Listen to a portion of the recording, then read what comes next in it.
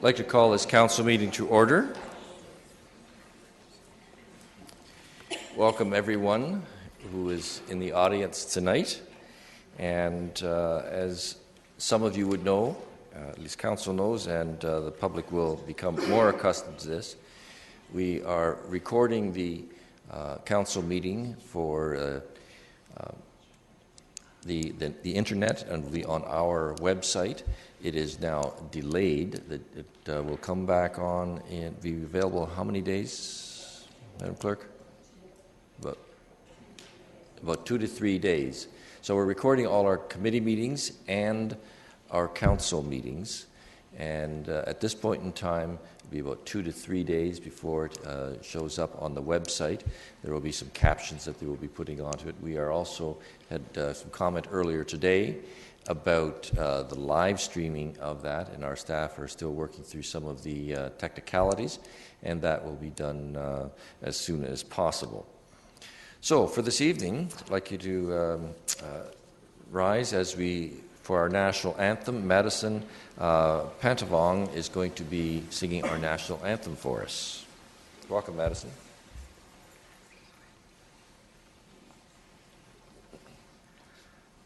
Oh, Canada, our home and native land, true patriot love in all our sons' command. With glowing hearts we see thee rise, our true north, strong and free. From far and wide, oh Canada, we stand on guard for thee.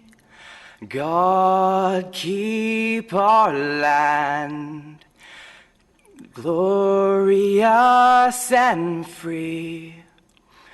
Oh Canada, we stand on guard for thee.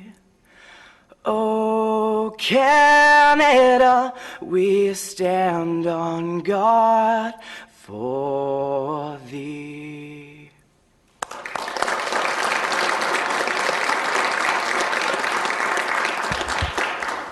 Thank you very much, Madison.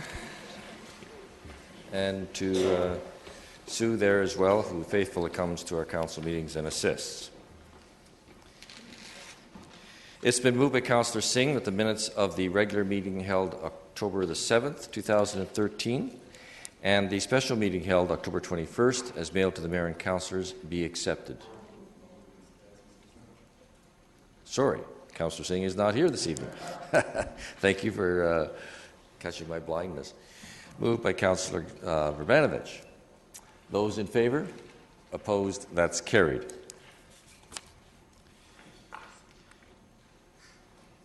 Are there any pecuniary interests that need to be declared? Councillor Ioannidis? Yes, I need your microphone. Okay.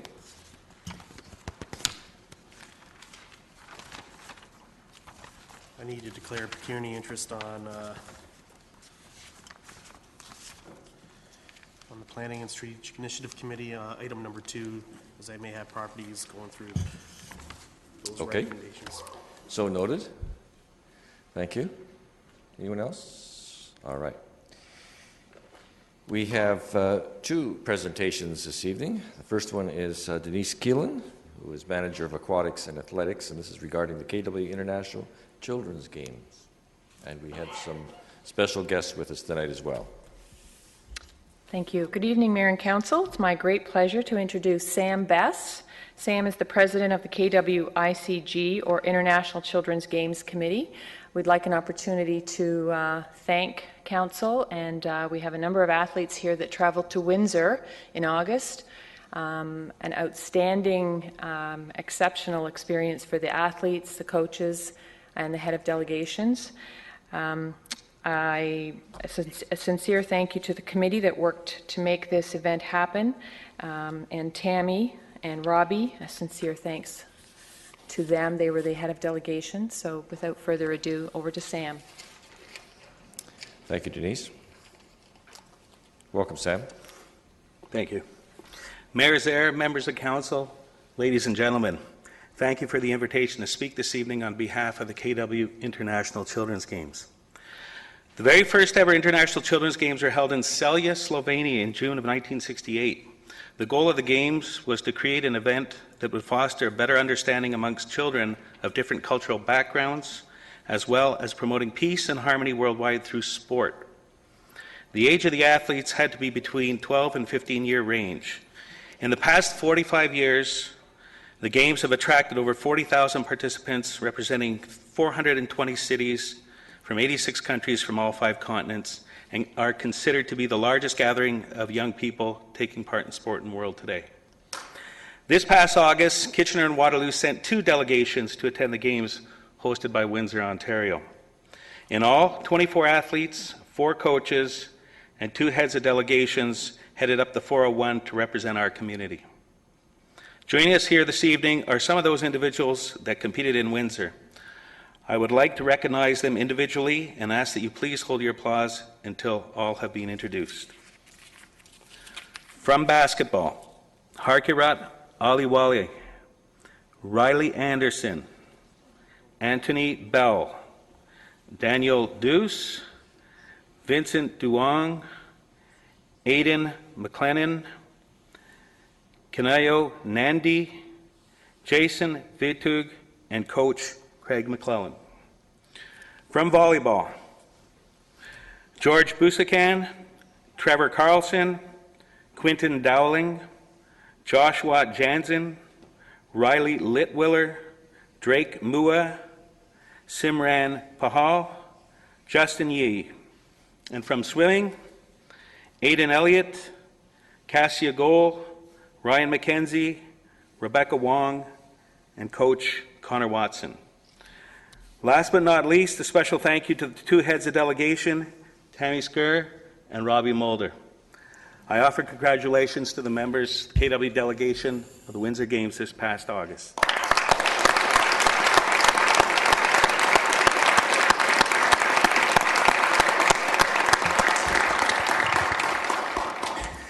It now gives me great pleasure to introduce Aidan McClellan, basketball player for the Kitchener delegation. Aidan would like to share with you his experience as an athlete participating in the Windsor Games.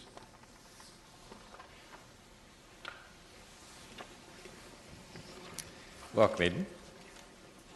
Hey.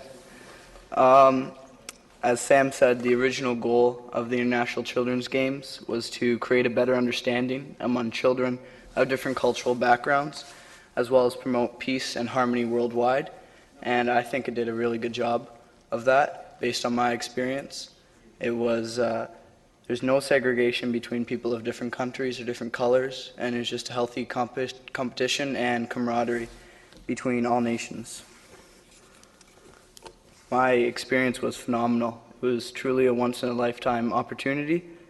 The opening ceremonies were massive. It was the biggest stage I've ever been on, and the arena was just filled with energy. It was very well done. It got everyone excited for the games the next day, and the grounds outside our dorm were always buzzing with athletes interacting with other athletes of different nations. The basketball games were always competitive, and everyone showed unusual amounts of sportsmanship and had a high level of competition. And even though we only had 6 players on our team and we're a year younger than everyone else that competed, we still made it within 3 points of the bronze medal game. During the course of the week, athletes traded pins and clothing with one another. So, for example, I traded my ICG hoodie for a Polish jacket, but it was about 2 or 3 sizes too small. Forgot to check it before I got it. So I had to, scramble around, and I finally got a Mexican jacket that fit me. And the closing ceremonies were a lot of fun. They had fireworks and a much video dance, so that was really cool. And I'm extremely proud to be Canadian and to be the nation responsible for hosting the World this summer. And I'm grateful for the opportunity and experience as I move forward in sports and in life. And I'd like to thank the Mayor, the Council, and the City of Kitchener for this experience. Thank you.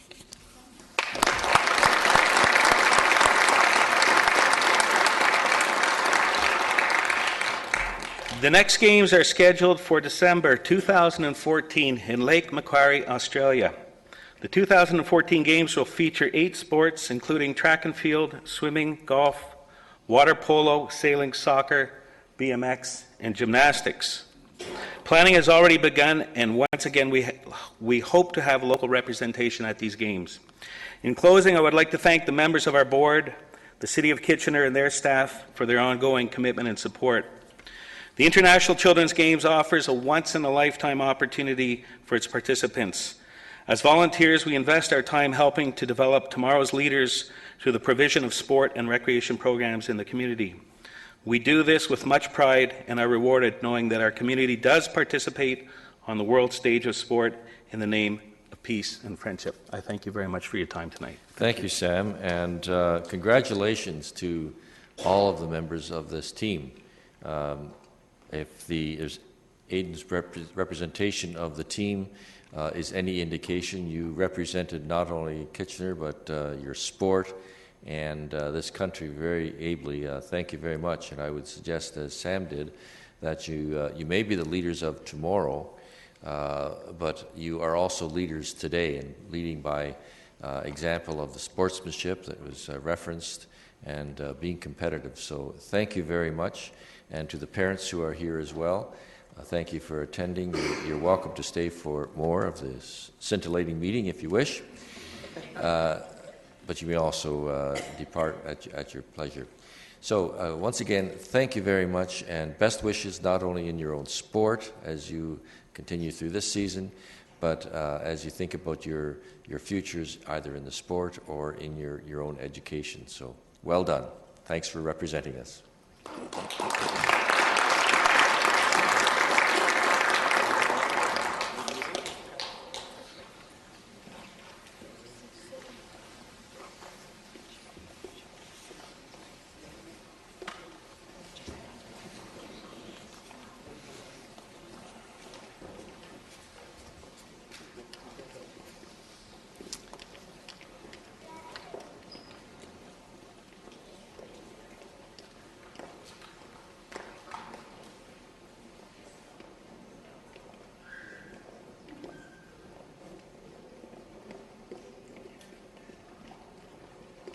Our next delegation or presentation is from Shirley Medill. She is the Executive Director of the Kitchener-Waterloo Art Gallery.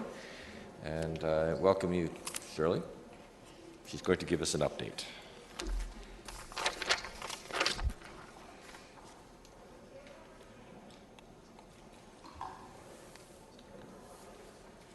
I'm just checking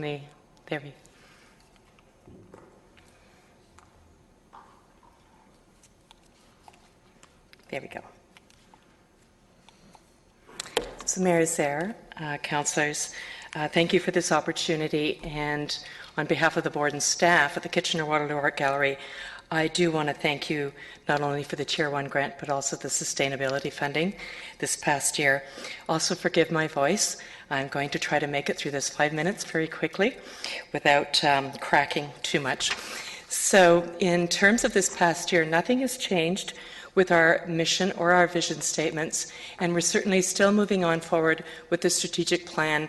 2014 will be the last year of that plan, and we'll be working on a new plan for 15 to 20. In 2013, we carried on status quo with our exhibitions of 12, usually contextualizing a local artist within the provincial and national scopes. So we had Jane Byers' 30-year retrospective, along with our artist residencies and our featured fall exhibition, which usually focuses on a contemporary issue. Of particular note, I want to relay that we toured this year a great deal. The fall exhibition in 2012, Ecotopia, traveled to Lethbridge as well as Calgary and is at Kenderdine. Jane Byers is traveling to Woodstock and Museum London, and Militon Gubash has pretty well traveled through Ontario and Quebec. We usually charge per venue, and in that context, we're trying to raise revenues, and they are usually about $5,000 per venue. These are just some images from the shows. What you're going to see coming in 2014, just the highlights, is the story of Canadian art, and it's a major historical exhibition from Hart House at the University of Toronto. And these are very rarely seen Canadian art icons that are from this collection that will be the first tour, and we will be featuring them, as well as Lynn Cohen, who's actually a contemporary of Ed Bertinsky, and her photographs in the fall. We also added a large number of works to our permanent collection through generous donors and the purchase of this beautiful print by Isabelle Hayur of the Rare Reserve in Cambridge. We also continue permanent collection initiatives through the display of works of art in our collection in the community and the community curator. We also published 2 major books, Ecotopia Milutin Gubash. Jane Byers will be presented in the new year. And of particular note are our public programs. In 2012, we increased the programs. It takes about 3 years to grow them, but it was evidenced in 2012 we had an 11% increase in our attendance due to these programs. Of particular note that despite the labor dispute with the teachers, we did experience through proactive part on our staff, 67% increase in participation from the public schools. We continued the enrichment programs, the interactive programs that were sponsored by Google. This is our youth council. We've got 11 new members. These are our leaders, and TD Bank is sponsoring. And I also want to note that our art and wellness initiatives have launched. We are in our 3rd year of Gather at the Gallery, which is with the KW Alzheimer's Society. But we've got seniors in the studio. We're collaborating with Schlegel Villages. We have a grant from the Community Foundation so that we have the retirement residents, particularly Winston Park, busing in the senior citizens to experience art projects at the gallery and engage with the collection. And the doctors are in, the artists sing. They started last week in our professional development program that encourages them to increase their abilities to observe and empathy. Our special events, Black and Gold Gala and Young Professional events, and we're really pleased that we were successful in raising the $120,000 for the community access space. We had an open house on the 23rd, and this is for corporate and business rentals. It's a revenue-generating profit center and also a community access space for cross-disciplinary programming. We will be looking at our vault next to accommodate these new works into our collection. We do have to look at more storage space. Our operating budget in 2013, 1.28. 2014, we're looking at 1.26. The decrease there is mainly because of a Trillium grant that ends this year. This is our revenue breakdown. I'm sure you're familiar with this pie chart from last time. And this is what the grants look like. Our Canada Council and Ontario Arts Council grants total at 201, City of Kitchener at 292,495, which includes a sustainability fund, and Tier 1. City of Waterloo, 76,500 and 18, and our annual campaign, we're raising $600,000 a year. Our challenges and risks for 2014, deficit reduction starts in 2014. We want to get rid of this deficit, and we're starting at $25,000 annually to wipe it out. What has happened this past year is we haven't received an increase from Canada Council of $2,000. This will hold probably for 3 years and perhaps an increase after that. We had good standing with that council. Ontario Arts Council status quo at 111. We've encountered a decrease in the subsidy from the Public School Board since 2012, 16,000 from 20, and in 2014 we expect 15 now. Catholic District School Board remains the same at 21. City of Kitchener, we were at 1.4 in Tier 1 last year from the 2% before. City of Waterloo, no change. And public and private sectors tend to fluctuate, but we're maintaining that level. In looking at what we, possible scenarios and the difficult scenarios, would be decreasing our programming next year in terms of exhibitions and public programming. Not an area where we want to go specifically with public programming because it may jeopardize our Canada Council and our Ontario Arts Council funding. We may reconsider the hours of the SITS, when SITS events, when we're open, but the risk with that is not only with culture access, but our gallery artists that we hire, for those evenings would be unemployed at that point. and staff reduction, meaning layoff. Not a place where we want to go because of the loss of cultural workers to other centers outside the region. We actually employ, your investment on the part of the city really employs artists and cultural workers, and we also provide professional training for internships and through Young Canada Works, and the average age of that group is between 20 and 35. And you're probably familiar with this graph that concerns us, is this decrease in the cultural workers in the Waterloo region. So what we're doing about it is this. We've got a revenue generation task force. We implemented that, consists of board members and members of the community that are looking at various ways through membership drives, through events, and through other means, perhaps with crowdsourcing and so forth, in which we can increase those revenues more than what we're doing currently. Limited edition print sales, it's a very slow process, but looking at the sale of a limited edition print annually. I mentioned the touring exhibitions. The more that we tour, the more that we can increase our revenues. New membership drive. Community access space rentals, we've completed the space, and now we'll be really marketing that space heavily for corporate rentals as well as other events, for example. And we will be looking at increasing our ticket pricing for public and education programs. So I leave with a thank you, as well as our guiding principles in terms of what guides us in terms of our programs and what we do. Thank you. Thank you, Shirley. And you did get through it with your voice. I didn't get a chance to talk to you too much on Saturday evening, or I guess it was Friday. Thank you for your patience. Thursday evening at the Black and Gold Gala. There were a number of members of council there. It was a great event. So, can we indulge you if there are some questions? Your voice will hang in there.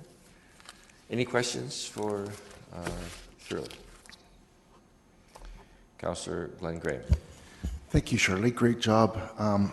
Do you have any plans for outreach into the community? You have such a fantastic asset there at the Art Gallery, but it's great for the other people in the public to see what you do. You had a bit of an outreach in the park at one point. Do you have any thoughts about how to reach out into the community a little bit more? Would you repeat that? Do you have any thoughts about how to reach out into the community? A little bit more? Yes. We're doing great things in terms of allowing the collection out, for example. We're reaching out in terms of, for example, in the city of Waterloo, that the Family Sundays extend beyond that. We do reach out in terms of presentations that way. What we're looking at is strategizing a more focused way of increasing awareness of the value of being a member at the Kitchener-Waterloo Art Gallery. And it's not a matter of a member in a sense of getting a discount on this or that. It's that there's a value to the membership in terms of what the gallery does for the community and that sense of belonging and trying and becoming a member. So what we would do is strategize in certain areas of the city. So, for example, Communitech, in the tech sector, is to make a more proactive approach to reach out in that community and say, here's the membership, here's the value of the membership, this is what we offer. Well, that's a great idea. Thank you. That's great. Councillor Davey. Thank you. Just one question for an update. Sorry if you covered this and I didn't see it, but it wasn't long ago we approved the community improvement loan for the renovation of the front space of the Art Gallery. I'm just curious an update on how that's coming along. The space is completed. It was finished in September. We launched on September 23rd with an open house, and so the funders like Stantec were there. The city was invited, and to take a look at the space. We've have a brochure, ready to market, and we'll be doing more proactive marketing at this point because we have just opened. We've had 3 bookings since then, retirement party and so forth. So we see it as the first year of business, maybe slow, conservative, but we're looking at it really in a business point of view. Very good, thank you. Councillor Etherington. Shirley, welcome. You're doing a great job. Thank Are you you. taking this presentation to Waterloo Council as well? Yes, indeed. I hope you achieve better results in Waterloo as well. So, thanks. Speaking of, there are no further questioners. Speaking of that, I did notice when you were going quickly through the slides related to dollars and grant, and for 2014, it was 1 point something. 1 point how much? For 1.4, I think. That was 2013. Oh, I'm sorry, I missed the slide. Then I read it as 2014. But there was no change from Waterloo, I saw. There's no change from the City of Waterloo. We have a 5-year affiliation agreement, although we can present, as we would be presenting here, to ask for the increase, but it's a 5-year affiliation agreement that remains status quo for those 5 years. That began last year. And there's no change for 5 years? There's no change as it's listed, nothing less, but no change. Okay. That is not to say, Mayor Zare, that we would not be asking every time we present. I would encourage you to do that because we obviously have we have had traditionally a 2-to-1 ratio of contributions based primarily on population, and that clearly is way out of sync, and with no change being carried forward for that number of years, would only exacerbate that problem. I think it would only be fair to close that gap. But that's something that you will follow through, I know, and perhaps we can encourage our colleagues as well. Okay, I think that's it. Thank you very much. You're very welcome.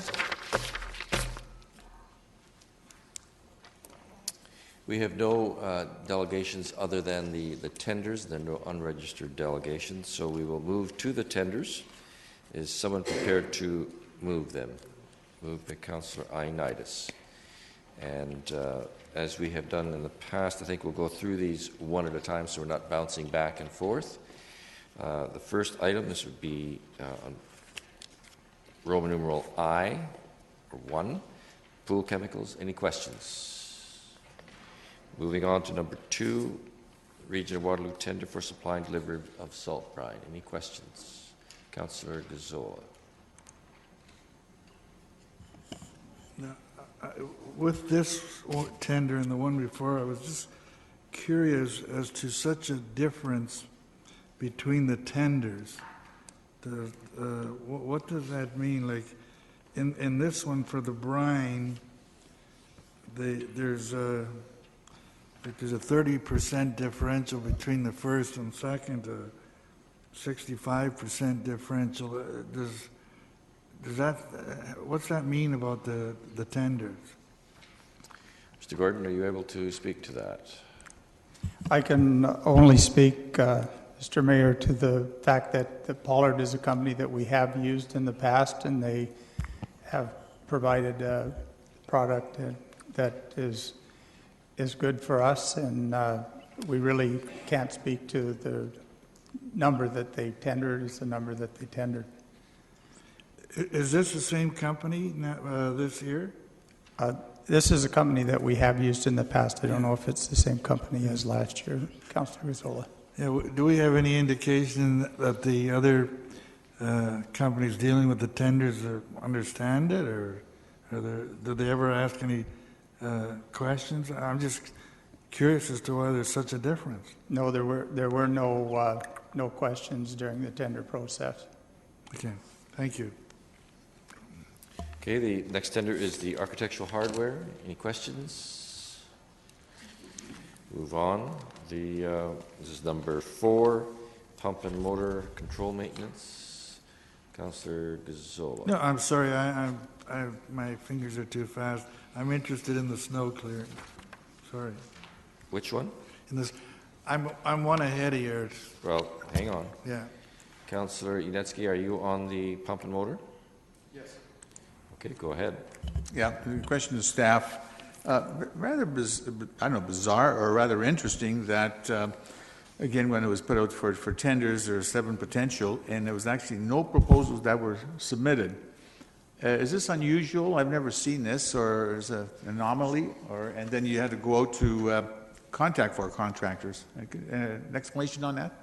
Yes, through you, Mr. Mayor. The company that had the contract previously had indicated to us that he was closing down his business. This was during the tender process, so we received no bids at that point in time.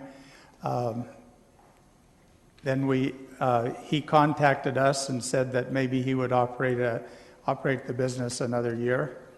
So we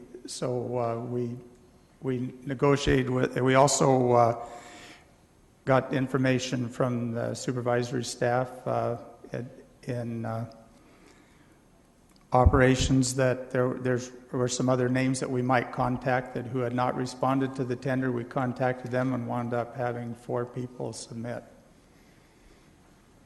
Okay, thank you. Okay, we'll now move to the snow clearing. This is number 5, Councillor Gazzola. Yeah, no, I'm curious on the first group, the first tender, you don't indicate any hourly rate. What is the hourly rate? Through you, Mr. Mayor, the hourly rates were different on all of the bidders. It's for different pieces of equipment, so we'd asked for pricing on several different kinds of equipment. So the hourly rates really are not would not give you clear idea of this, but we did take the low bids on each of those rates, the low hourly rate on each of the suppliers for the equipment that they bid. Once again, this is only used as required when we have overflow and are unable to keep up with the work ourselves. So it isn't you don't have the opportunity to get the same hourly rates, or I'm not sure how do you pick? We took the lowest hourly rate on each of the pieces of equipment that we required. Sometimes the equipment that an operator is bidding is brand new, which you get a higher rate per hour. Sometimes it's an older piece of equipment and the price is lower. Do we care whether it's new or old? We really care that it's operational when we need it. Yeah, but that's yes. Part of the tender. And so they took the lowest in each case? Yes, we did. Can I ask you then, while I'm on this, on the cul-de-sacs? It's the same sort of thing. Okay, we're not quite there yet. Well, okay. I want to make sure that there are no more questions on the snow clearing. Okay, now we can move to the cul-de-sacs. That's number 6, Councillor Gazzola. On the cul-de-sacs, you have 3, 4, 5 different rates. Why the difference in the rates? Through you, Mr. Mayor, there's little explanation that I should give you on this one as well, Councillor Gazzola. What happened is we had a contract in place. One of the contractors that had 5 of the zones contacted us and said that he was going out of business and was not going to be doing this.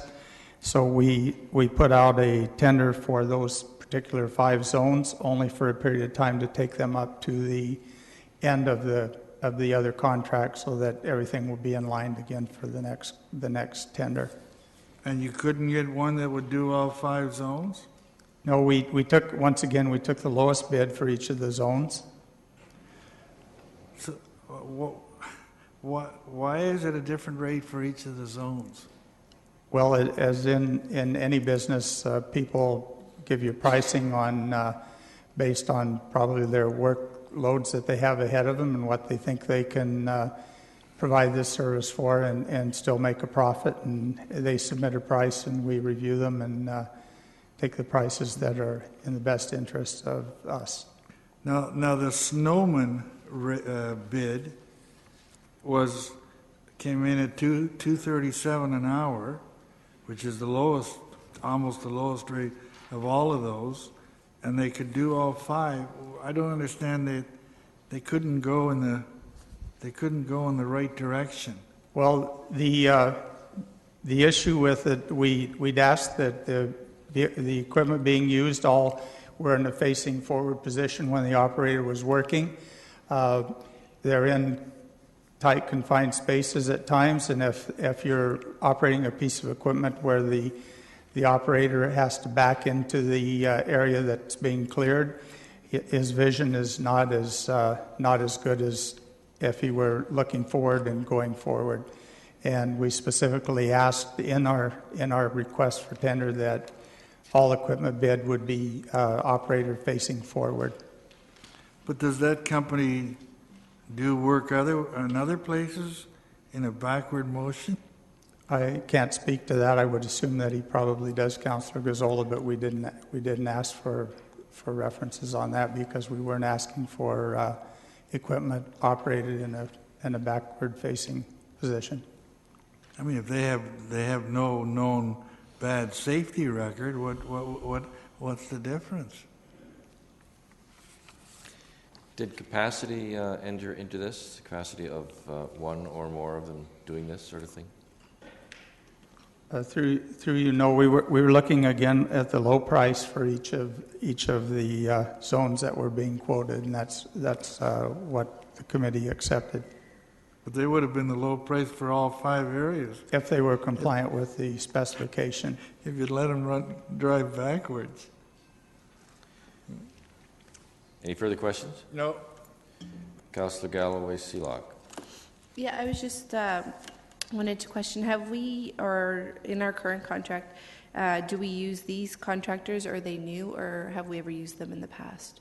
We have used them in the past. All 3 of them? Yes. Okay. And they're not, I'm going to assume they're not one of the ones that we were having some difficulty with their capacity in getting the work done on time. I can't speak to that, but I believe they were not. Okay, I think that's information that we probably should get. Thank you. Councillor Inetsky. Just further to the question about Councillor Zola on the cost, I'm a little confused. When I look on page 2, where you got Conestoga Contracting's bid is $236 and change, and the other ones are $1,000 to $2,000, and then I look at the recommendation. In the first one, the Conestoga Contracting $236 and change is, as noted, plus $1,000 standby rate. But by the next 2, they've got different hourly rates, which you did provide an explanation to that. But does that include the $1,000 in the bid price, or is that an hourly rate, which I'm blown away of $236 by one, then $1,000 something by another contractor, or $2,000? For the number of zones come into play here. It's not the zone number; it's the number of zones. That's part of the answer, but there's. Oh, the number of zones. I read that as zone number. No. Yeah, but then when you look at the recommendation, it talks about zone 4 or zone 1. Yeah, I recognize that, but that's as opposed, not, and that's so. that Councillor, or Mr. Gordon, can you add a further explanation? Yes, we pay a standby rate as well as the that bid price is for the total price for the amount of equipment that they have to bring in to do that zone. It's not for one piece of equipment. Okay, so it's based on how many pieces of equipment they bring in then. Okay. I see where you're coming from. Thanks. Okay. Councillor Galloway Seelock. Yeah, just in light of Mr. Gordon not being able to answer, and I'm assuming that there's not staff here that can speak to whether or not any of these contractors are the ones that we were experiencing some difficulty with. I would ask that if we're not able to have an answer by the end of this meeting, that I'm going to assume we don't want to defer this for a month, so that we can approve it with the caveat that if there is a contractor that we've had difficulty with, that part not be approved. But if it's not one that we've had difficulty with, then that it be approved, if that makes sense. Okay. Ms. Houston, are you able to provide any information on that, or perhaps get that information from someone while we go on with the rest of the meeting? What I'll do is try to get confirmation that that is the case. I'd like to think that Mr. Barry has reviewed the tender, so can't imagine that he would support a tender that we had difficulties in the past, but I'll get confirmation before the end of the meeting. I think maybe it would be easiest just to just defer this one until later in the meeting. We can. And I'm fine. I'm fine with that. And Okay. if that doesn't, if we don't have that confirmation, then I would like to proceed forward. And then if there is one of those ones that it was in the recommendation that we did have difficulty with, that not be approved, and that comes back to our next meeting so we can discuss that further. Okay, we'll hold on to that one. That's fine. That is the end of the tenders. So I would suggest that that we now vote on tenders 1 through 5. Yes, 1 through 5, and we just hang on to the number 6 for the moment. Those in favor? Opposed? That's carried. And try to remember to do that. I'll pull that one out. Should I forget, Madam Clerk, you can remind me perhaps. Okay. That's the end of the tenders then at this point in time. Move to the report of the committees. Community and Infrastructure Services, Councillor Ioannidis. You bring in the report? Yeah. It's been moved by myself and seconded by Councillor Kelly Galley Seelock that the report of the Community Infrastructure Service Committee be adopted. Item number 1, that on-street parking be prohibited on the north side of David Berge Drive from 0.56 meters west of Active Avenue to 0.36 meters west thereof. That on-street parking be prohibited on the north side of David Berge Drive from a 0.135 meters west of Active Avenue to 0.40 meters west thereof, and further that the Uniform Traffic Bylaw be amended accordingly as outlined in the Infrastructure Service Department Report INS-13-095. Item number 2, that an exemption to Chapter 450, Noise of the City of Kitchener Municipal Code be granted to the Bethany Evangelical Missionary Church for the annual Christmas pageant on December 6th, 7th, and 8th, 2013. Item number 3, that the updates to the Standard Residential Subdivision Agreement be approved as Appendix A of the Community Service Department Report and as amended at the October 21st Community Infrastructure Service Committee meeting. Item number 4, and last item, that staff be directed to report back on possible recommendations to reduce the number of city vehicles currently being stored and maintained at Victoria Park Maintenance Facility at the Special Finance and Corporate Services meeting on December 12th, dealing with the 2014 operating budget, and further that the proposed alternatives should seek to potentially restore the traffic volumes of city vehicles to what existed in 2011. Any discussion on those items? Those in favor? Opposed? That's carried. Finance and Corporate Services, Councillor Davey. There are some long ones, so you probably don't have to read all of it. Yes, it's been moved by myself and seconded by Councillor Urbanovich that the report be adopted.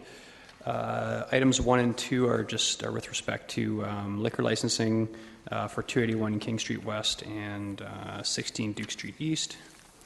Item number 3 is the August variance report be received for information. And item number 4, I would read this one only because there has been a change since committee, and that's that issue paper AR 05 attached to Finance and Corporate Services Department report noted be referred to the November 18th, 2013 Finance and Corporate Services Committee meeting to be considered along with other user fees, and the remainder of the motion is the same. Okay. Any discussion? Those in favor? Opposed? That's carried. Planning and Strategic Initiatives Committee, Councillor Urbanovich. Thank you, Mr. Mayor. It's been moved by myself and seconded by Councillor Yanetsky.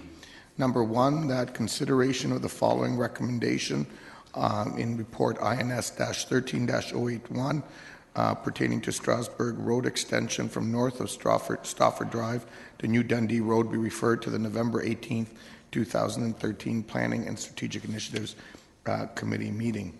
Number 2, that city-initiated official plan amendment to amend specific policies in parts 3 and 4, and to amend map 4 and 12 be adopted in the form shown, and that city-initiated zone change application phase 2 interim update be approved in the form shown in the proposed bylaw, save and except for the following clauses which are referred to the November 25th meeting, and those clauses listed there pertaining to building height, semi-detached dwellings, and small unit parking rate.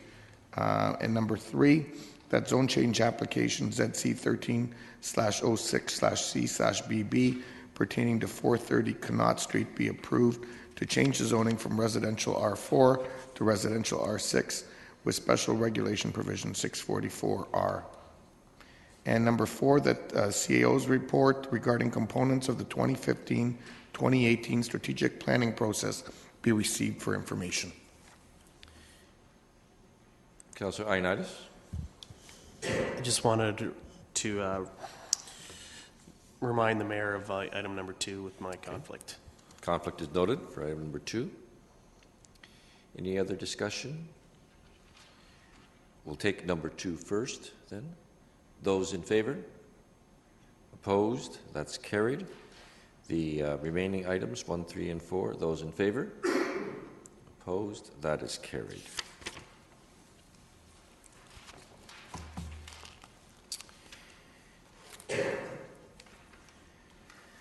Is there any unfinished business?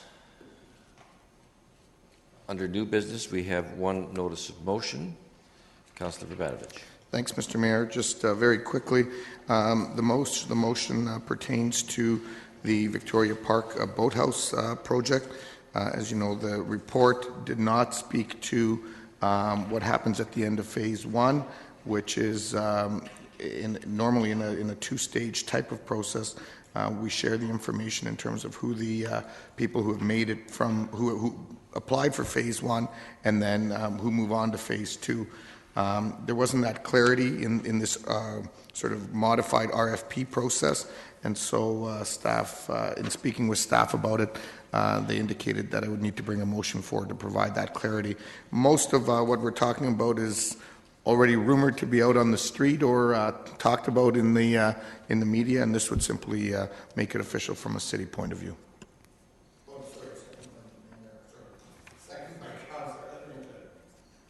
He's not mayor, at least not yet. Any discussion on this motion? Councillor Gazzola? No, I'm just, I should probably shut up, but I can't. I'm just wondering why this motion's even here. We talked all afternoon about transparency and things. Why can't this just happen? Do we need to have a motion to have it happen? I think what Councillor Verbanovich said, that he had discussed this with staff and that it was silent in the plan that we had approved, and it's simply formalizing what is basically public already. Well, if it were silent, why could he just not come to this meeting without a big, long spiel and ask that it be? I can't answer that. Oh, okay. Councillor Etherington? Yeah, I just wanted to say through you, Mr. Mayor, that I think it's important to bring this out in the open. I'm surprised it has not come out in the open as yet in this chamber. As was just said, we've spent the afternoon partly talking about need for more transparency, so I certainly support it. I support it for another reason as well, and that is that I'm hoping that the new boathouse is going to appeal to a much wider audience in way of music and as a restaurant facility. And I don't want to see it restricted to a specific blues indie music venue. I think that should form part of what is there, but I want it to go wider than that, and I'm concerned as long as council is not involved that we will have some restricted views on what actually will be the music at the boathouse. And I think that's important. Thank you. Councillor Inetsky?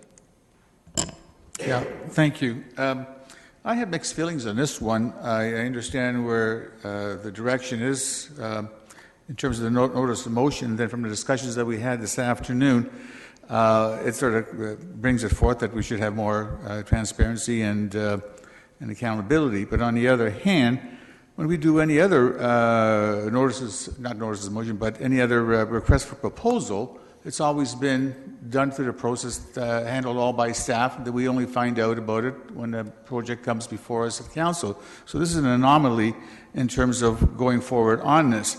I believe in transparency, and so, I mean, I'm sort of mixed on this. However, since all the information has sort of come out, I sort of see this as a redundant sort of process here before us this evening, because everybody knows who's out there in terms of making a bid. So I feel sort of in a quandary as to how to vote on this. I'll let you close off, Councillor Brabovich. Councillor Galloway-Seelock. Yeah, I think this is simple. It's giving staff direction to make it public from a city perspective. It's not public from a city perspective at this point. Obviously, it is out there, and the community's been talking, and that's okay. But I think this just provides our staff direction to make it public, and I think it's a good move for us to do and continue to move forward in this process.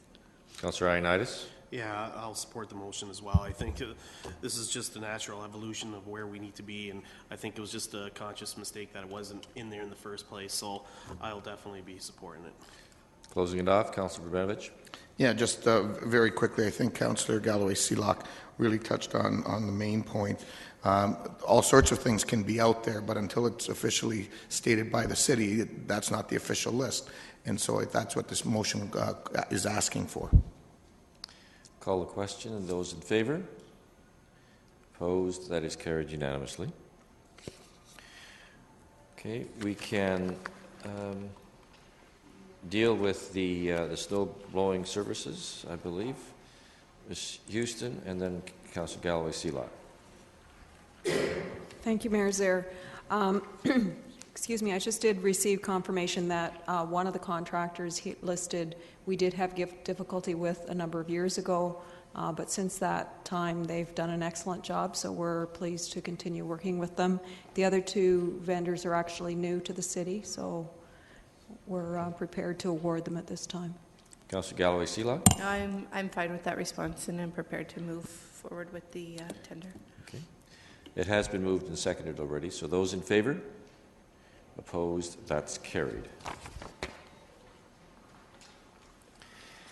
Any other new business? Okay. Any questions? Councillor Glenn Graham. Thank you very much, Mr. Mayor. I was out on a bike ride with a group called the Easy Riders, and I noticed that the Iron Horse Trail has been fixed around the railway, so the 90-degree turn is there, which is fabulous. It looks great. I rode it, and it really works. However, the gates are still closed, and it still says the Iron Horse Trail is closed. So I was wondering if we could get a commitment from staff to open the gate and to take the sign off so that it doesn't say it's closed. I see Ms. Houston making a note. Go ahead, Ms. Houston. I'll certainly follow up on that. If there's no reason that it continues to be closed, we can do that. Thank you. Councillor Davey. Thank you, Mayor Zaire. I just had a question, or I guess a request of staff regarding the new Highway 7. We haven't really heard anything from staff on this, and it could have some significant implications to the city, and especially the wards that myself and Councillor Glenn Graham represent. So if I would like to simply ask that staff report on the status of Highway 7 and where the interchanges are, and specifically if they see any planning, any significant planning implications, because it did come fairly recently, late in the process.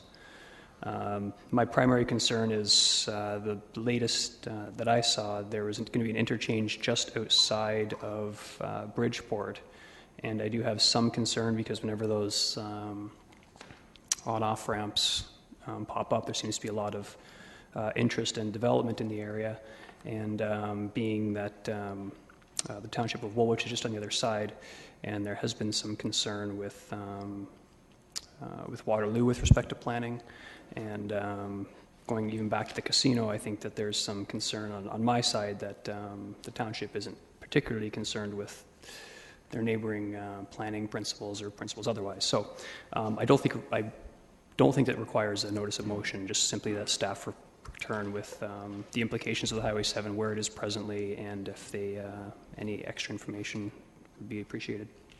I think it's a reasonable request. I too was actually going to ask for that at the regional council, and so this is appropriate here to get an update, because there have been some amendments to the last one that we saw. I'm aware of those, that there have been, but I have not seen all of the details. So I think that's appropriate. That could come forward to perhaps the meeting on the 18th November. Okay. Councillor Ioannidis. Maybe also to follow up on whether or not we could have another formal from the province or from the region on where that development is right now. So I think it's an important issue that we're probably going to be dealing with in the short term. I'd suggest we leave that with staff to investigate where it stands. If it's just a matter of changing it, and if the timelines haven't changed, then that could be reported to us.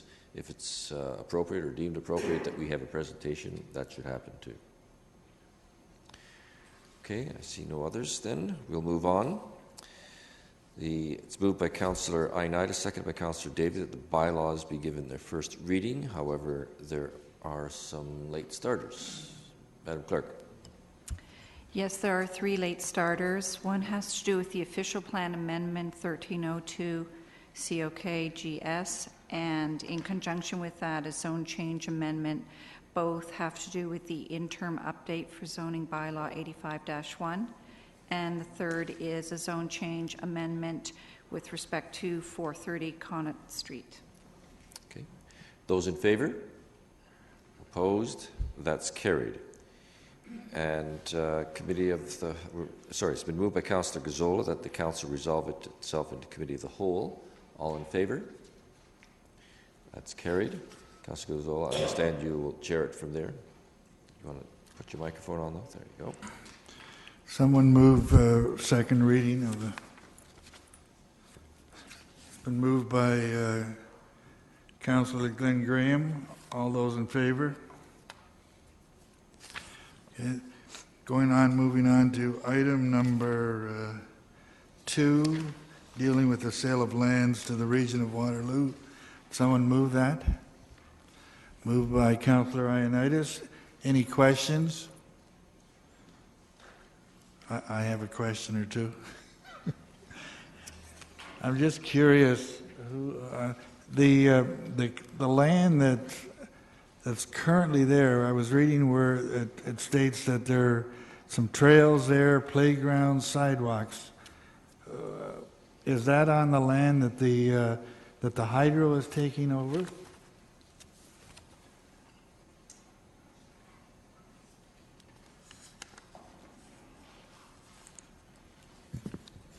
Sorry, through you, Councillor Gazzola, are you asking for the second report with respect to the transfer of the easement to hydro? Actually, I am. The two of them almost go together. So, yeah, the question I'm referring to is item number 3. But another question with that is that the region are paying for the chunk of land under item number 2. Is the hydro paying for that strip of land that they're taking over? Starting with your last question, I understand from staff that hydro is not paying for the land in the second report, only because they've been there for many, many years crossing that area, and so it was felt that it was inappropriate in the circumstances to collect fee on this. Normally we do, but staff made a decision on this one that felt it wasn't necessary. In terms of your playground and trail area, as I understand from staff, they're taking all that into consideration as they come forward with these reports. Well, Why aren't they paying, it's our land, why aren't they paying it for, regardless of the fact, it's Hydro One, right? It's But it's not Kitchener-Wilmot Hydro, it's Hydro One. In this case, don't forget, it's an easement, it's not ownership, so it's just the right that they actually were there before we had a road, so they were there first, actually, so it was in recognition of the fact that they sort of were in first place. I'm not sure I understand the legalities of all that, but now you state that they're going to look after the sidewalks and the trails and the playground. What does that mean? As I understand it from staff, they're aware of that, and they will make adjustments as necessary to accommodate that. Okay, I trust we'll follow up on that. So, are there any other questions? Actually, dealing with item number 2 first, which is the parcel that the region is assuming. Any other questions? Well, it was moved by Councillor Ioannidis. All those in favor? Opposed? That's carried. Someone move item number 3. Are there any questions on that? Pardon? Oh, I'm sorry. Councillor Glenn Graham has moved that. And no questions. Anyone? All those in favor? All those opposed? That's carried. Item number 4. Someone moved the dog designate. Councillor Janeski. Any questions? Any answers? All those in favor? Oh, I'm sorry. Do you have a question? Yeah, yes, I do. I have Speak up. Well, I have to push my button to get recognized first. The issue of the dangerous dog scenario here that was before us, I do have some concerns in terms of this issue, and the decision has been sort of downgraded a little bit in terms of the severity, which is fine with me. One of the conditions talks about reporting to the pound keeper. Who's the pound keeper?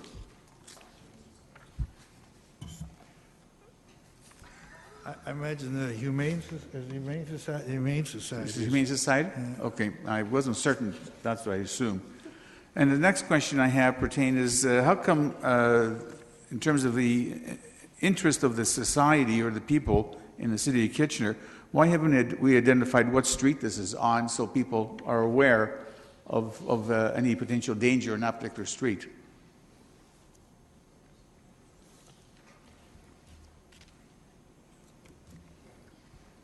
You're referring to the street that the applicants live on? That's correct, because there's a condition that says that once they move, then they got to identify to the pound keeper their new address, and maybe they're just moving the problem from one part of the city to another. So I think any citizen in Kitchener should be aware of a particular dangerous situation on their street for their children and themselves as a precautionary scene. Can someone answer that? Councillor Davey. I can, if you'd like to, I can try. Myself and Councillor Fernandez are the representatives on the dog designation committee. And if a dog's being designated, just a bit of backstory, there's a host of restrictions that are put on the animal. But that clause in particular isn't being made public for the safety of the people around. It's just so that the pound keeper, the Humane Society, knows where the animal is. It's not so the rest of the community knows where the animal is. Well, this could be right next door to me. I mean, I'd be concerned. And yet you're withholding information. Where's the transparency?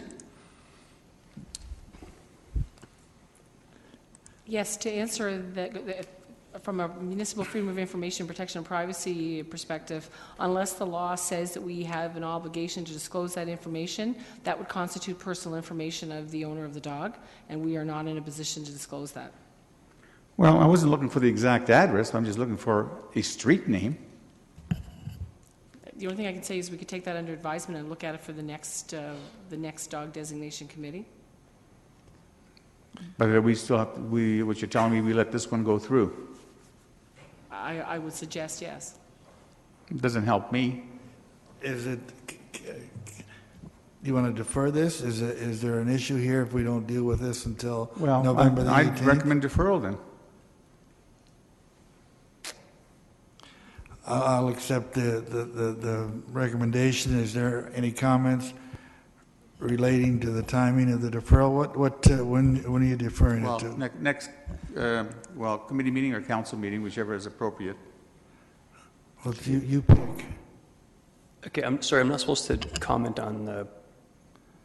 Just the timing. Just the timing of the deferral, but Yeah. I at least like to understand, so what's the rationale for the deferral?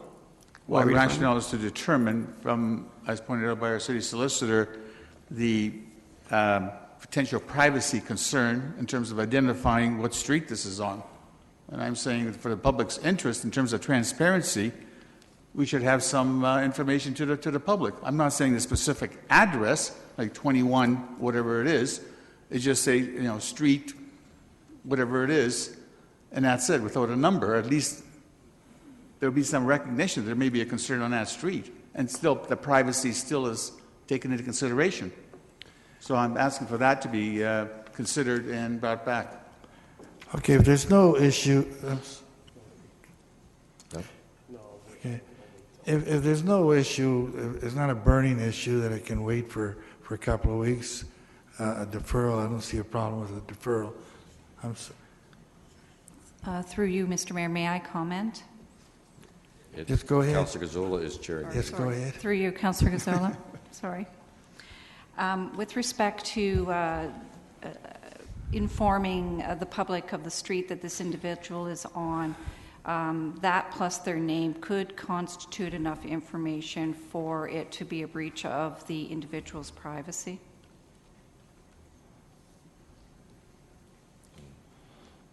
Thank you. I would also just add, sorry, if I could, I'd also add in terms of rationale, because I've heard the rationale, there's no concern in deferring this. These hearings are emotional for the dog owners, and dragging this out is not something that I would recommend that council do. So I would advise that we take the advice from the clerk. Yeah, Councillor Urbanovic. Just on this, I think we can go ahead and deal with this regardless. And, in terms of the additional information around the address and so on, that if we find that we are somehow can release it, we can always do that after the fact. But in the meantime, I think let's make sure the restrictions are appropriate to put as safe of an environment as possible in place in terms of the neighborhood. The immediately affected people already know. Okay, I'm prepared to.